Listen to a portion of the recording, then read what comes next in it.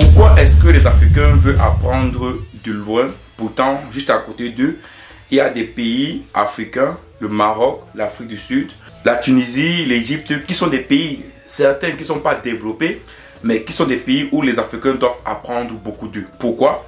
Parce qu'on a vécu les mêmes histoires. C'est-à-dire, la France a dominé le Maroc, comme il a dominé également les pays noirs, le Cameroun, le Bénin, le Togo, la Côte d'Ivoire, etc., etc. Aujourd'hui, le Maroc, je peux dire que est l'ennemi de la France parce que même après le séisme, ils ont refusé les dons des Français. Donc cela prouve déjà combien de fois ils repoussent la France parce qu'ils ont compris que les Français ne pouvaient pas les aider à se développer. Bien qu'ils ont des accords avec l'Algérie depuis très longtemps. Et donc, moi dans ma vidéo, je vais essayer d'interpeller les Africains, beaucoup plus les Africains des pays noirs, pour leur expliquer pourquoi ils doivent prendre en compte le développement du Maroc et prendre ça comme exemple pour leur propre pays. Parce que beaucoup de personnes me diront, pourquoi est-ce que tu demandes de prendre le Maroc? Les Marocains, les Tunisiens, les Égyptiens, les Algériens, souvent ils disent qu'ils ne sont pas africains. Mais ils n'ont jamais dit ça. Ils n'ont jamais dit ça. En tout cas, le peuple marocain ou le peuple maghrébin n'a jamais dit qu'ils ne sont pas africains. Donc dire qu'ils ne sont pas africains, pour moi, c'est totalement faux. Parce que moi, je connais beaucoup de Marocains, même ici en Belgique, et ils disent clairement qu'ils sont africains, ils savent qu'ils sont africains. Donc, pourquoi apprendre des États-Unis? Pourquoi apprendre de la Chine? Pourquoi apprendre de la France, de ces grands pays, alors que juste à côté de nous, il y a un pays qui n'est pas super riche, parce qu'il faut le dire clairement, le Maroc n'est pas super riche, mais c'est un pays qui est en voie de développement, et c'est un pays qui se développe tellement rapidement que je pense que d'ici 10 ans, d'ici 15 ans, le Maroc sera appelé directement pays émergent, ou pays un peu comme la Russie, ou bien l'Inde, ou bien la Chine était appelée dans les années 2000. Donc, qu'est-ce que l'Afrique a à apprendre du Maroc? Qu'est-ce qu'on doit retenir du Maroc? Qu'est-ce qui peut expliquer le fait que le Maroc aujourd'hui est devenu l'une des plus grandes puissances africaines? Je dis bien africaines. Parce que si on reste en Afrique, on doit comprendre effectivement que le Maroc fait partie, peut-être même la première, sinon peut-être la deuxième, derrière peut-être l'Afrique du Sud, comme puissance africaine. Et dans cette vidéo, je vais t'expliquer clairement quelques points importants du Maroc que l'Afrique noire doit copier ou que l'Afrique noire doit prendre en compte dans sa propre volonté de développer son propre pays ou de développer ses pays. La première chose d'abord que je pense qu'il est important ici de dire sur le développement du Maroc, c'est la stabilité politique. Vous savez, dans beaucoup de nos pays africains, il n'y a pas de stabilité politique. On va aujourd'hui au Burkina, au Togo, au Bénin, au Niger, même en Côte d'Ivoire, même au Sénégal, en Guinée, voilà, au Cameroun, au Gabon. Vous voyez que dans nos pays africains, à RDC également, dans nos pays africains, il n'y a pas de la stabilité politique. Et vous savez, quand il n'y a pas de stabilité politique dans un État, c'est compliqué d'attirer des investisseurs étrangers. Donc, cette stabilité politique a permis au Maroc effectivement de développer son économie et d'être où ils sont aujourd'hui. Vous savez, le Maroc est géré par son roi, le roi Mohamed VI, et également par un gouvernement qui accepte de travailler pour son pays. Et également, le Maroc actuellement n'a pas connu de guerre ou de guerre qui crée de l'instabilité politique chez eux. Donc cette stabilité au niveau politique permet effectivement d'attirer beaucoup de personnes d'extérieur pour venir investir dans les pays. Le deuxième point également que je voulais mentionner ici là, c'est le tourisme.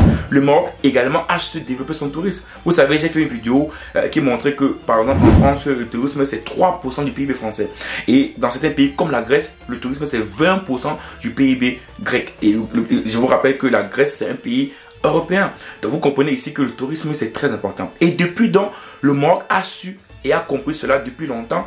Et c'est pour cela que depuis l'année 2005, je me rappelle qu'à au Cameroun, je voyais des publicités par exemple sur Visite Maroc. Donc ça veut dire qu'ils ont su développer le tourisme jusqu'à aujourd'hui en Afrique. Je pense que je sais qu'ils sont je sais qu'ils sont parmi les 5 premiers pays africains où le tourisme est développé, mais parmi les 5, je pense qu'ils doivent être soit premier, soit deuxième. Dans tous les cas, ils sont le tourisme par excellence. C'est-à-dire tous les pays, les gens viennent des États-Unis, les gens viennent de la Chine, les gens viennent de la France, de l'Europe, un peu de partout pour venir visiter le Maroc.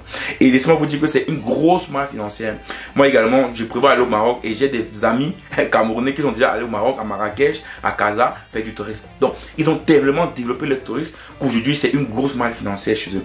Donc, je pense que les pays africains noirs dont le tourisme n'est pas assez développé, doit également prendre connaissance de ce point important pour pouvoir développer nos pays. Et dans notre business club au Cameroun, on pourra également développer le secteur du tourisme au Cameroun. Après la stabilité politique et le tourisme, le troisième élément important que le Maroc également a su mettre en place et qui a vite compris, c'est l'éducation. Pourquoi? Parce qu'aujourd'hui, on se rend compte qu'il y a beaucoup de pays africains noirs qui envoient leurs enfants au Maroc. Moi, j'en connais, même au Cameroun, beaucoup d'enfants qui quittent le Cameroun pour aller apprendre soit la comptabilité, les finances, même la technologie, même la santé. Parce qu'aujourd'hui, au Maroc, il faut le dire, on a des hôpitaux de référence. Il y a des, voilà, par exemple, le cas de Ali Bongo, qui a eu l'AVC, qui s'est soigné au Maroc. Donc, vous comprenez ici que le Maroc a compris également que l'éducation, c'est un pas important pour développer l'économie. Et ils mettent un accent particulier sur l'éducation de leurs enfants. Parce que éduquer, c'est développer un pays. Vous savez, aujourd'hui, le problème de l'Afrique, aujourd'hui, l'Afrique noire surtout, c'est l'éducation.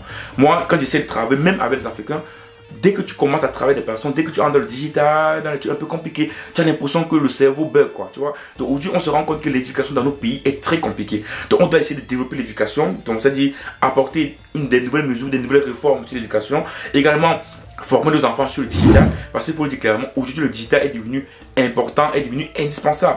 Donc il est inadmissible que quand tu causes avec des personnes en Afrique, tu n'as pas d'un paiement bancaire, d'un virement bancaire, de signer un document en ligne, d'avoir une application comme Shazam pour prendre de la musique en ligne. Ils ne connaissent même pas les applications, ils ne connaissent pas le digital. Donc aujourd'hui en Afrique, on doit développer également dans l'éducation la maîtrise du digital, la maîtrise de nouvelles technologies, la maîtrise également des techniques propres au développement de l'Afrique. Par exemple, si en Afrique, on doit se développer par l'agriculture, ou bien par le digital, ou bien par l'industrie, on doit pouvoir former nos enfants là-dessus. Donc c'est important effectivement qu'on puisse gérer ce pan de l'éducation. Ensuite, le quatrième point, c'est important, qui a permis également au Maroc de se développer, c'est sa diaspora. On le dit, vous savez clairement que le Maroc fait partie de l'une des diasporas les plus importantes en Europe. Quand tu vois l'Espagne, l'Italie, la Belgique, la France, je ne sais pas quoi, l'Angleterre, l'Allemagne, le Maroc a une diaspora super élevée. Mais il ne suffit pas d'avoir une diaspora super élevée, mais il faut avoir une diaspora qui a toujours cette volonté patriotique, à cette ferveur patriotique. Parce que vous savez, les Marocains, même quand ils vivent ici à l'étranger, ils sont toujours Marocains. Ils pensent toujours Maroc. Combien de Marocains rentrent chaque année? Combien de Marocains partent chaque année 1, 2, 3, 4 fois dans les pays? Donc ils ont cette fibre patriotique. Je prends l'exemple par exemple du séisme. Il y a eu le séisme au Maroc. En quelques jours, j'ai suivi un crowdfunding qui a reçu pas moins de 6-7 millions d'euros d'aide en moins de 2-3 jours. Donc ils ont une diaspora tellement forte et l'argent va tellement au Maroc que voilà, ils ont vite compris que la diaspora était importante. Et c'est par exemple en Belgique, je pense également en France, il y a des banques marocaines. Des banques marocaines qui sont des banques islamiques où les Marocains peuvent facilement envoyer dans les pays, mais pas seulement pour aider leur famille, mais également pour participer à l'économie du pays. Je pense que le Maroc a également compris que la diaspora a non seulement de l'argent, mais également des compétences qui peuvent permettre également au Maroc de se développer. Ensuite, on va parler des infrastructures. Ouais, parce qu'il faut le dire clairement, aujourd'hui le Maroc est en train de développer plusieurs infrastructures, que ce soit dans l'électricité, que ce soit dans les routes, que ce soit dans le transport, on a vu le tram, le métro, même le TGV déjà. Donc vous voyez qu'ils sont en train de développer des infrastructures pour permettre à ce que l'économie puisse bien fonctionner. Vous savez, dans nos pays noirs, on ne se rend pas compte d'une chose, c'est que ce sont les infrastructures qui attirent les investisseurs. Moi je prends l'exemple simple, moi je voulais investir par exemple à l'ouest du Cameroun, dans un petit village à l'ouest du Cameroun, mais j'ai eu plusieurs freins. Le premier frein était le transport. Comment faire pour acheminer les denrées alimentaires du champ jusqu'à l'usine, par exemple, qui est à Douala ou en Banga? Comment tu fais? Il n'y a pas de route. Et en plus de cela, tu te dis, souvent il y a des coupures d'électricité, il n'y a pas d'eau, donc il te faut faire un forage, il te faut mettre également des panneaux électriques pour combler une partie d'énergie si par exemple on coupe le courant. Donc vous voyez, les Marocains ont compris que développer le pays, c'est quoi? C'est de créer des infrastructures.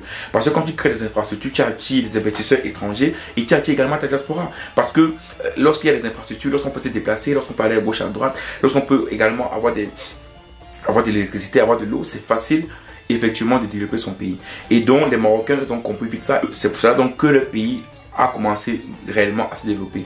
Et enfin, le dernier point qui me semble important, ou les deux derniers points qui me semblent importants à dire ici, c'est que le Maroc est dans l'organisation de la Coupe du Monde de 2026 ou 2030, je crois que 2026. Imaginez-vous, le Maroc aujourd'hui, après l'Afrique du Sud bien sûr, va participer à l'organisation de la Coupe du Monde. Bon, vous ne comprenez pas l'impact que peut avoir une Coupe du Monde sur la visibilité d'un pays. Pourquoi? Parce que pendant la Coupe du Monde, il y a beaucoup de pays qui vont venir au Maroc, qui vont visiter le Maroc, parce qu'ils viennent supporter le pays. Et les Marocains, qu'est-ce qu'ils vont faire? Ils vont tout simplement mettre en place des infrastructures, des structures pour permettre de mieux accueillir ces personnes-là pour qu'ils puissent revenir. Et laissez-moi vous dire que sur je ne sais pas, 3 sur 100 000, 200 000, 300 000 personnes qui viendront au Maroc, qui sait peut-être 10% reviendront. Et vous voyez que c'est mal financé pour le tourisme. Donc l'effort également de se mettre comme participant à une Coupe du Monde, c'est de la publicité pour le pays. Mais aujourd'hui, c'est vrai qu'on peut dire qu'aujourd'hui l'Afrique noire n'est pas capable de participer à une Coupe du Monde. En tous les cas, l'Afrique subsaharienne ou l'Afrique centrale de l'Ouest. Mais il est clair ici que le Maroc a su développer son économie jusqu'à être parmi des pays qui vont participer à une Coupe du Monde. Et je pense que dans ce point-là, les Marocains ont su mettre en place une stratégie, on le voit au Qatar, on le voit en Arabie Saoudite, pour pouvoir développer leur économie, pouvoir développer le tourisme de l'économie en participant aux compétitions mondiales. Parce que la Coupe du Monde est vue dans le monde entier. Le Maroc, certes, n'est pas un pays super développé, il y a encore des points à améliorer, ils doivent encore grandir, c'est vrai, mais il n'empêche qu'aujourd'hui, le Maroc prend des décisions vraiment fortes pour développer son économie. Donc je pense qu'aujourd'hui, l'Afrique noire, l'Afrique subsaharienne, l'Afrique centrale de l'Ouest doivent pouvoir apprendre du Maroc. Oui, parce que le Maroc reste un pays africain. Le Maroc fait partie de l'Union africaine. Le Maroc participe aux compétitions africaines. Donc c'est un pays africain dans son ensemble. Donc aujourd'hui, que de prendre exemple sur d'autres pays qui sont déjà très loin, prenons exemple du Maroc. Prenons l'exemple du pays qui est à côté de nous. Même si on veut développer nos économies sur la partie technique, la partie industrie, parce qu'on a vu dernièrement au Maroc, par exemple, il y a des usines de construction de voitures. Même dernièrement, j'ai vu que les États-Unis ont mis en place une usine de construction des voitures de guerre. Vous savez qu'on appelle ça des chars de guerre. Donc vous voyez que c'est possible de le faire. Donc si on regarde seulement le Maroc à côté de nous, je pense qu'on pourra beaucoup apprendre d'eux. Et si on apprend d'eux, vraiment, on va également développer nos pays. Dealer avec le Maroc, c'est mieux que dealer avec la Chine, la Russie ou bien les États-Unis ou la France. Parce qu'il reste et demeure un pays africain qui participe également à l'Union africaine. Ciao.